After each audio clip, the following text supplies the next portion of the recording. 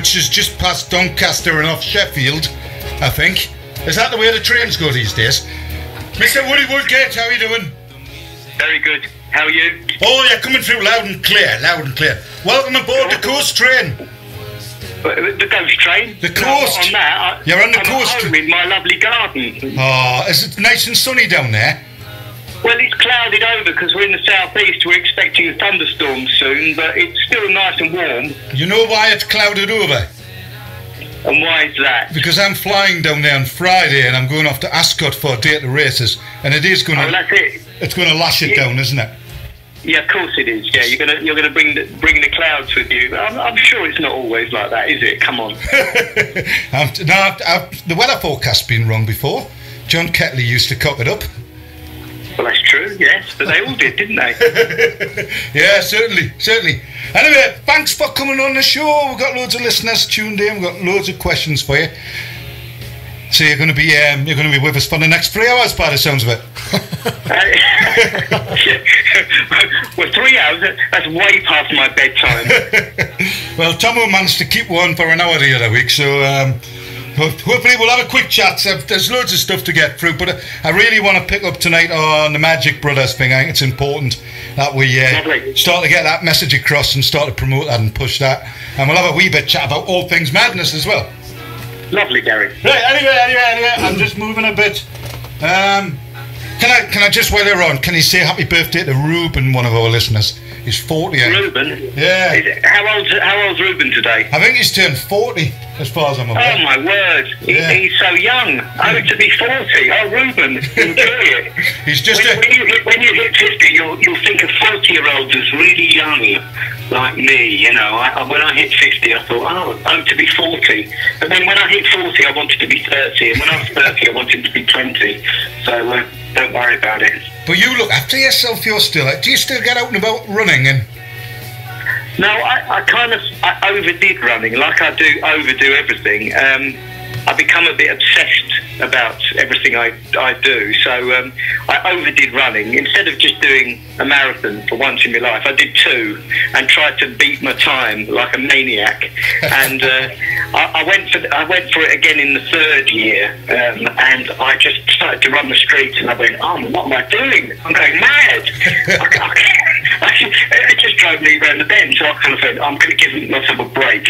But you're still in good working order, aren't you? The knees haven't I'm still in very good working order. Fantastic. Yeah. No, well, I'm drumming, aren't I? So, you know, I tend not to sweat these days. I don't know what it is. I must be fit. I don't understand.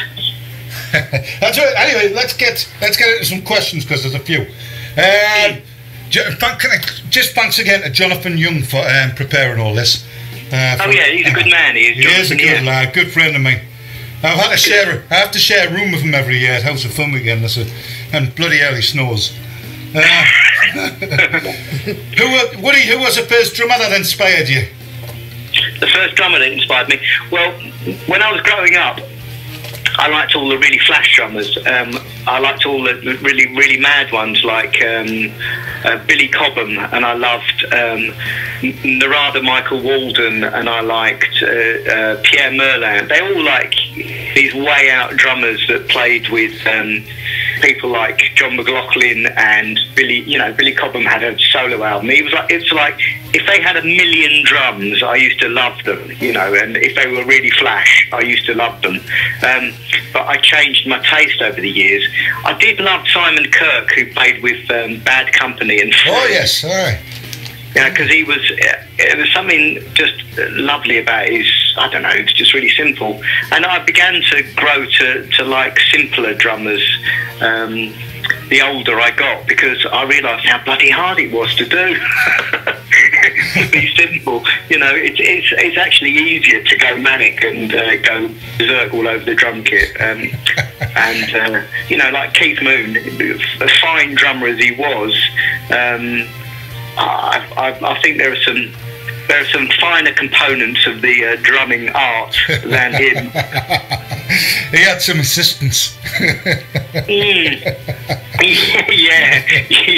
He certainly didn't bother about playing it straight, did he? Absolutely not. On the subject, there's a play on words there as well. You noticed that, yeah? Picked it up a bit. On the subject of drumming, yeah. What's the hardest Madness track for drumming? What do you dread coming up? Which you go, oh, this is going to kill me. Well, it was Tomorrow's Dream was really hard. That was a nightmare. And because, in fact, Mike Barson taught me how to play that beat. If you listen to Tomorrow's Just Another Day, that beat, it's the same as Tomorrow's Dream. And it was, you've got to start on the hi-hat with your left. If you're right-handed, you've got to start with your left hand. And it's really complicated. And Clive Langer said that it was actually a beat that was originally played by the Bay City Rollers, Bye Bye Baby, which is a bit of an interesting one. There you go, you see? Those beats there, that really did my head in. But now I can play it, it doesn't bother me. I would absolutely dread to do some of the kind of off-the-wall tracks, like... it's like songs off Rise and Fall, some of those kind of what's that instrumental track that is really out there? I can't remember now. Let's have a look. Rise and Fall. Producer Mark, search for Rise and Fall. Get a track listing on the screen there. We'll pick something off there. We'll stick one on later on, actually. Yeah, because they're actually really complicated. And then Sunday Morning, the one that I wrote, oh my goodness, that's a killer. In fact, we tried to get more and more and more complicated. People have said, oh, why don't you do what Sparks did and play all your albums? And you're going, yeah, right, I've got to learn them. They're really hard to play. Yeah, we stitched ourselves right up on some of those songs. You mentioned Sparks there, brilliant. Friends of the show, Sparks. They're good, yeah, they're fantastic. Yeah, we had the original drummer on, Harley Feinstein, maybe it was about 6 or 7 weeks ago, and he's kept in touch with the show since. And they were up in London, and he did a bit of work at in Soho with Nicky Forbes from the Rebillos, another drummer. Right. And they formed a small band called Crash 74, and that's Steve Strange playing, or Steve Savage playing, and that would seem to have gone down well. But this show is attracting drummers. I don't know what it is. It must be because... I don't know if that's a compliment or something you've got to be kind of alarmed at. I'm not sure. I'll work it out one day. There's got to be some reason behind it. But so I saying that we had Tomo on a couple of weeks ago, so that's one extreme to another, I suppose. Let's move on and squeeze some of these questions in. Here's an interesting one for you. Madness have just launched Gladness, a lager ale, and they said half the band love lager, half the band like ale. But you're not drinking now, are you? As far as I'm aware. No, I don't drink. I'm kind of it's a lifestyle choice of mine. I just decide I can't drink. I mean, I can't have one, so I might as well have none. 1 is too many, 10 is not enough. So I don't drink. No, but the beer looks great. I mean, I have to say, and we wanted it to be a really good quality product. I mean, it is a beer, but it's got some lager bits in it. And everyone the band worked on it for a very long time, doing a lot of tasting, and got it to the majority of the band's taste. No, quite seriously, it's a serious old business getting the beer right.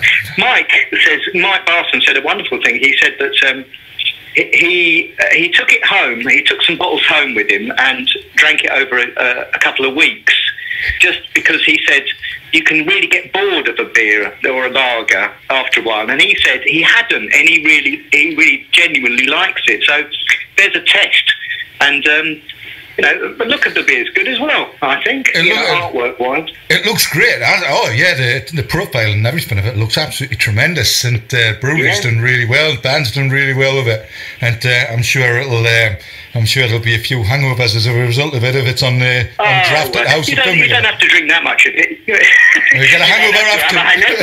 You get a hangover off 2 of them, eh? No, but it looks really good. I'm really pleased to see that. It looked excellent, and it's gone. You've just entered Facebook. Anyway, we'll move on to that. You've just entered Facebook because Steve Farthing from the Mad Chat page that you were on the other day. He's just asking how you're enjoying your social networking experience. It's kind of nice because I'm meeting some really genuinely lovely people, and some people take it far too seriously, but you know, that's their thing. I just engage when I can.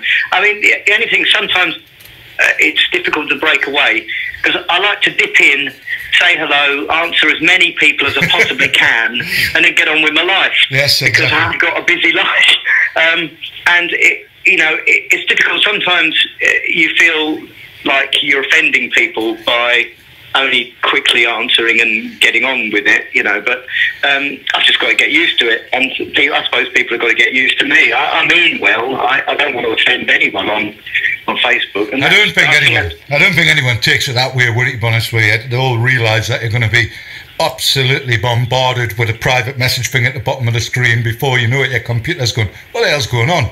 Yeah, well, you know, I mean, you know, every like that I do is genuine from me. You know, if someone says, you know, I mean, I get a load of, oh, thanks for adding me, Woody, and I'll always put a little thumbs up because I'm renowned. I've noticed that in all my photographs, I've got my thumb up, yeah. which is really mad. So Facebook's kind of good for that, a thumbs up.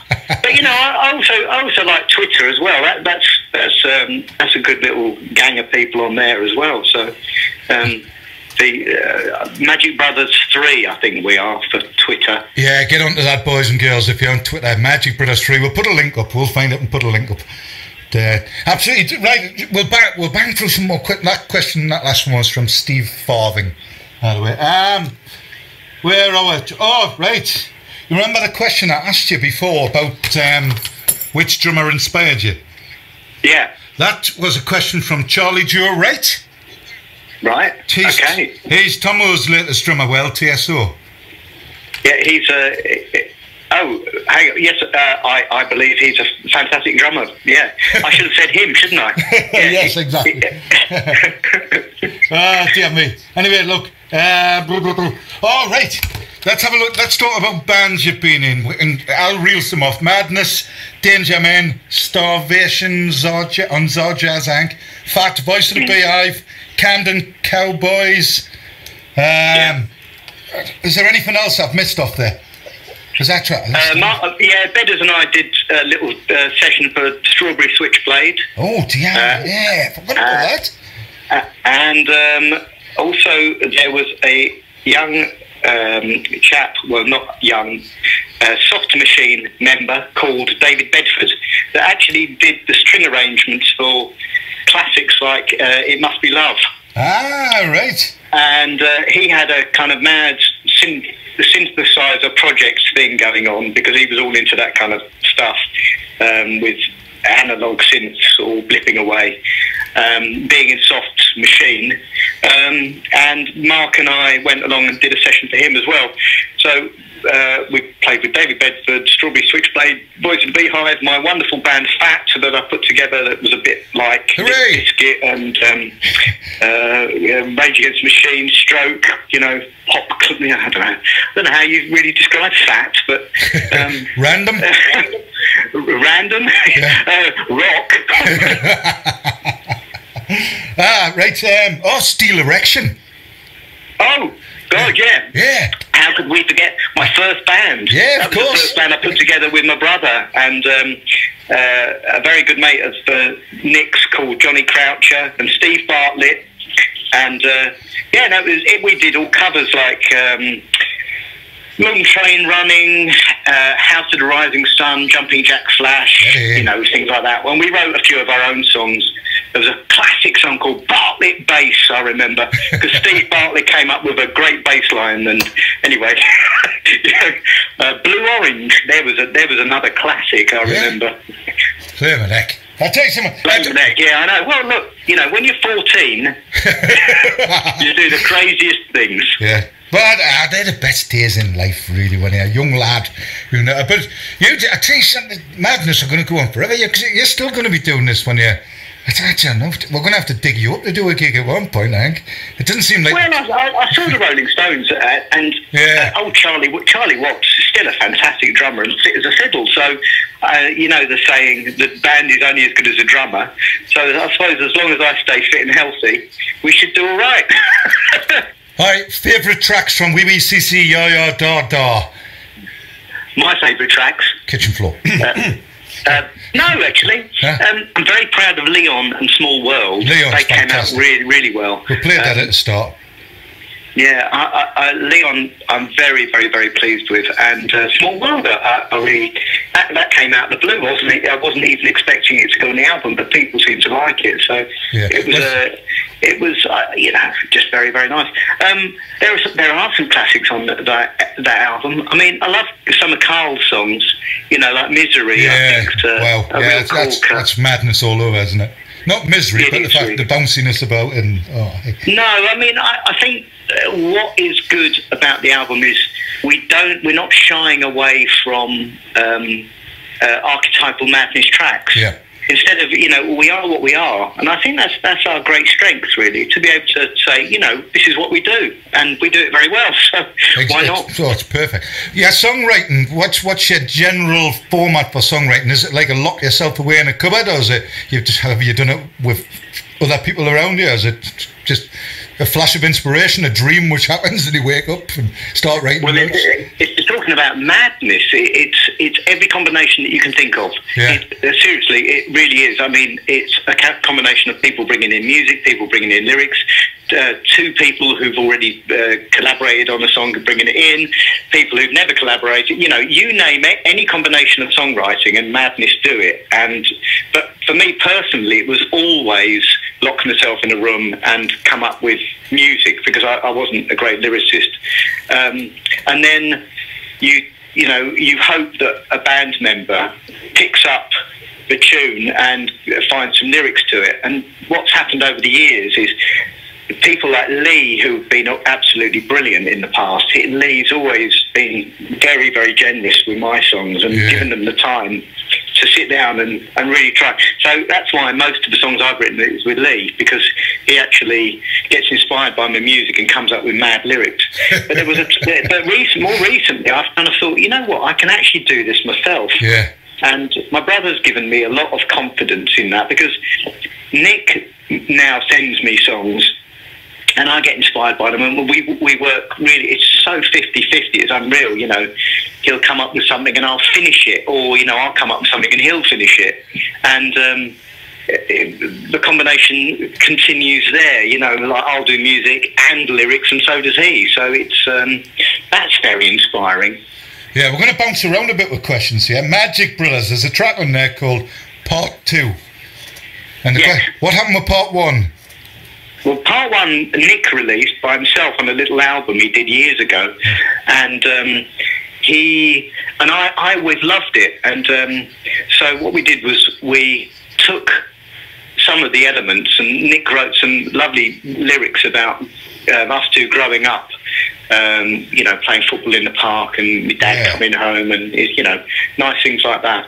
And it kind of, it had the same kind of structure as Part 1, but it was a different song. So we called it Magic Brothers Part 2, seeing that, you know, I'd written half of it and he'd written half of it as well. So it's just, it sounds a bit like Magic Brothers Part 1, but it's not.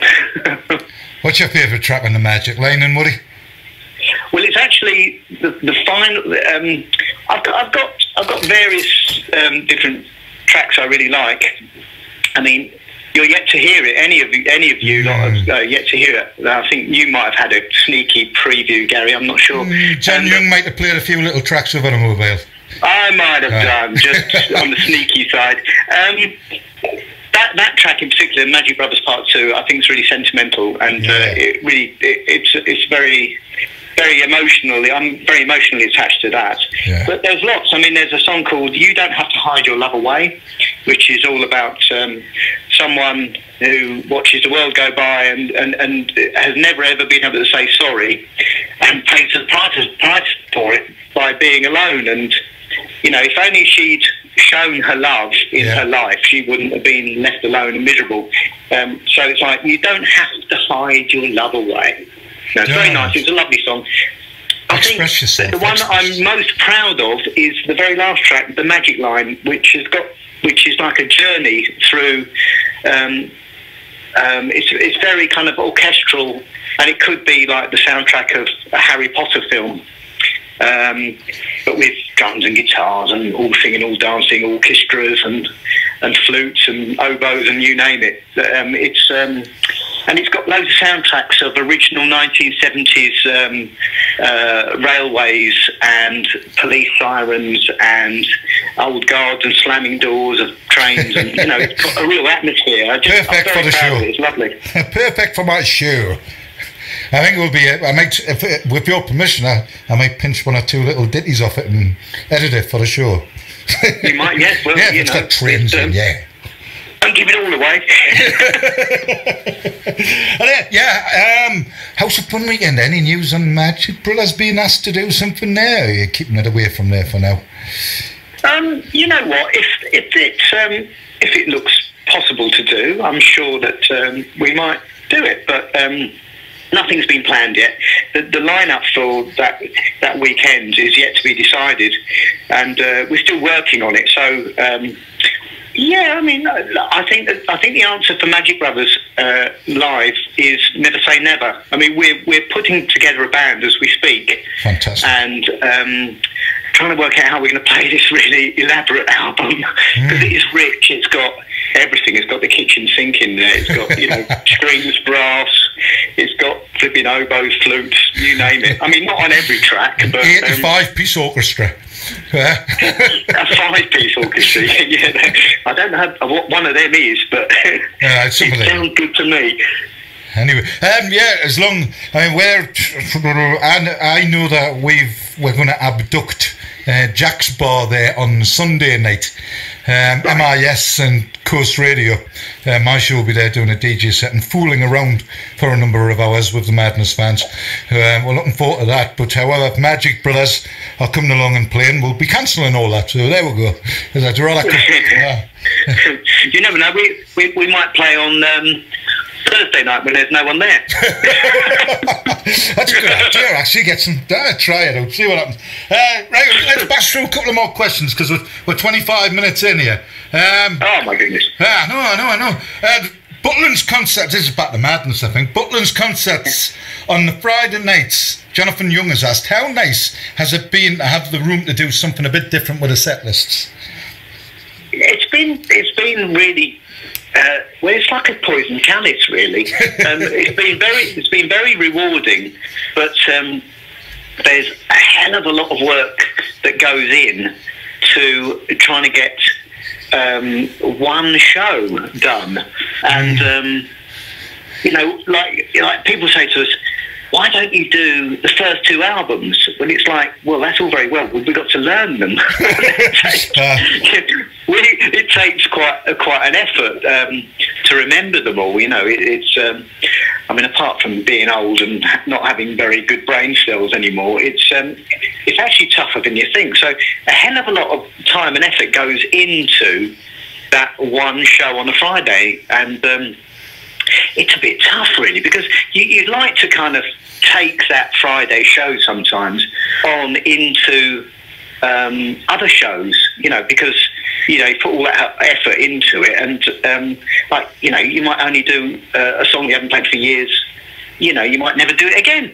Do you know what I'm saying? So, yeah, that's it. Some of the old albums. We talked about Rise and Fall earlier. Producer Mark, shout some of the tracks out of there, please. And I'll put your mic on so I can hear you. Tomorrow's just another day. Yeah.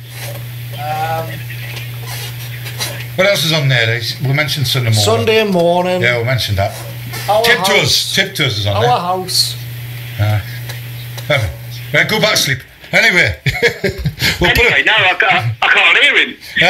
No, he was mentioning some of the tracks on Rise and Fall, Tiptoes and Our House and Primrose Hill, things like that was spoke about earlier. I think that was a question about difficult drumming tracks. No, there's one I'm trying to think of the name of. It's like, oh God, it's a really obscure name. Mr. Speaker? Is it Opium Eaters or something like that? Anyway, is that on that album?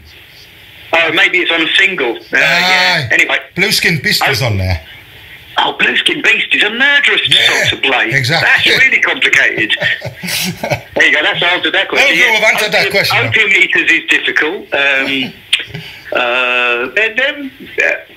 I can sing the song in the head, but I don't know what it's called. Anyway, see, look, I'm becoming old and infirm in my brain. You see. There's an idea for another single. Anyway, let's have a look. We're hopping from questions here. Magic Brothers, Ticey Hill is a track on the album. Is that north of Romford? I don't know. I don't know why John Hughes asked that.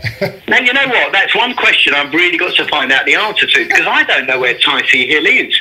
It's that would be a question for Nick, and it might be a place in his head. He's in the events page, so you can answer that one in there on the forum. There you go. There you go. Beatles album, Pink Floyd being influences on the Magic Line album. Yeah, I love Pink Floyd. Yeah, Fantastic. What's your favourite tracks, Beatles and Pink Floyd? Oh, Beatles. Well, I love the Abbey Road album. That's the one that, for me, just everything on the Abbey Road. Here Comes the Sun, beautiful, absolutely stunning. I love all the harmonies. I mean, Nick is very influenced by all those oohs and ahs that go on, and he does a lot of it, and you'll find a lot of that stuff in the Magic Brothers. All those like lovely harmonic backing vocals that oohing and ahhing away. Generally, Pink Floyd.